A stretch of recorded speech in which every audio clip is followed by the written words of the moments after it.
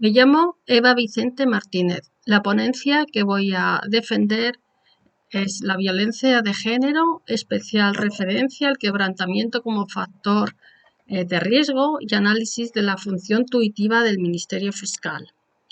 Introducción. El quebrantamiento de la medida o de la pena de prohibición de aproximación ha sido objeto de análisis desde el año 2005.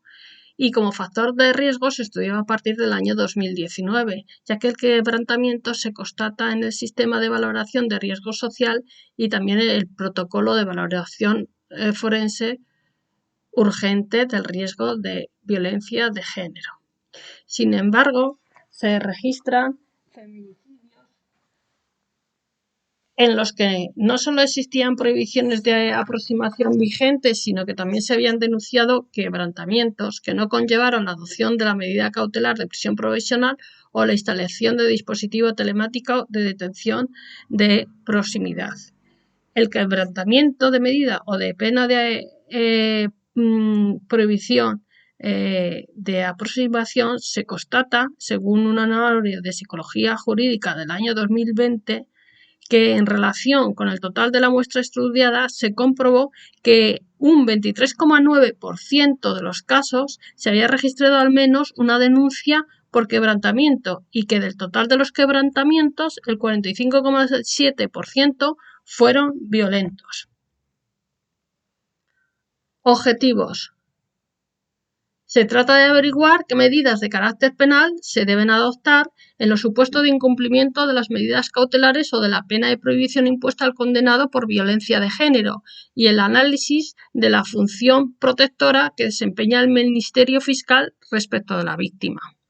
Metodología. Es un estudio realizado a través de código de leyes, bibliografía y jurisprudencia y un método deductivo. Discusión. Hay que tener en cuenta a los agresores persistentes, ya que responden a unas características de peligrosidad que pueden pasar inadvertidas y que por las conductas violentas aprendidas en las relaciones de parejas anteriores pueden evolucionar de una manera mucho más rápida en estrategias de control de acoso y de violencias extremadamente graves. Cuando los investigados, por ejemplo, son miembros de los fuerzas y cuerpos de seguridad o militares, es preciso la suspensión del derecho de la tenencia y porte de armas y también la prohibición de acceso a los distintos registros por parte del investigado que sea miembro de las fuerzas y cuerpos de seguridad. El presunto agresor en este caso que sea miembro de las fuerzas y cuerpos de seguridad o militares, tampoco podrá acceder al atestado ni al historial de la víctima. Además, si el presunto autor tiene asignado o desempeña su trabajo en las unidades de atención de la familia o mujer o en las relacionadas con las víctimas de trata de seres humanos, será asignado a otra unidad en la que no sea preciso el uso del arma como medida cautelar. También es necesario fijarnos en las víctimas con discapacidad. En estos casos se estima en la práctica judicial la prueba preconstituida y estas víctimas estarán asistidas con la figura que se denomina de un facilitador para que esta persona víctima de violencia de género pueda entender y ser entendida. Y todas las comunicaciones que se realicen con ella, ya sean orales o escritas, se harán en un lenguaje claro, sencillo y accesible, teniendo en cuenta siempre sus características personales y sus necesidades, haciendo uso de los medios como la lectura fácil. Y si procediera el auxilio de un intérprete de las lenguas de signos reconocidas legalmente y de los medios de apoyo a la comunicación oral, de personas sordas con discapacidad auditiva y sordociegas que se precisen.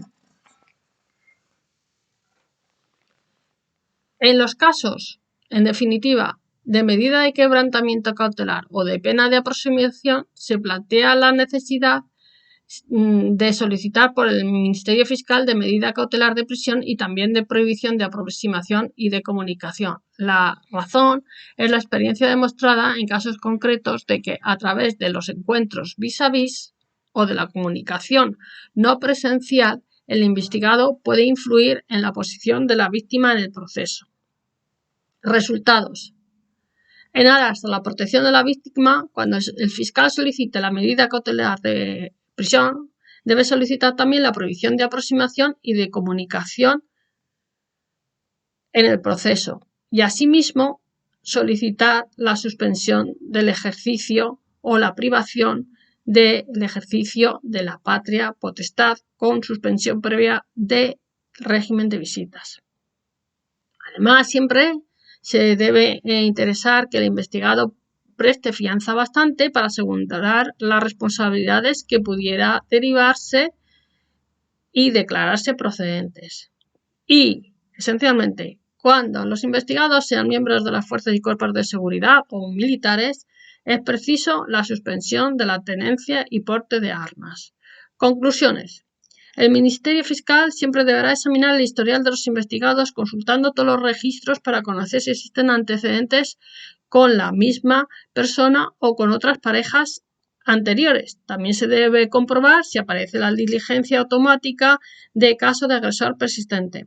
Además, cuando el Ministerio Fiscal solicite la medida cautelar de prisión, debe también solicitar la prohibición de aproximación y comunicación. En las comparecencias de medidas cautelares, el Ministerio Fiscal, al emitir su informe, siempre velará porque las víctimas sean informadas de la posibilidad de acudir a la Oficina Europea. Y si quisieran trasladarse a cualquier otro país de la Unión Europea durante su vigencia, así como de las condiciones básicas para su solicitud.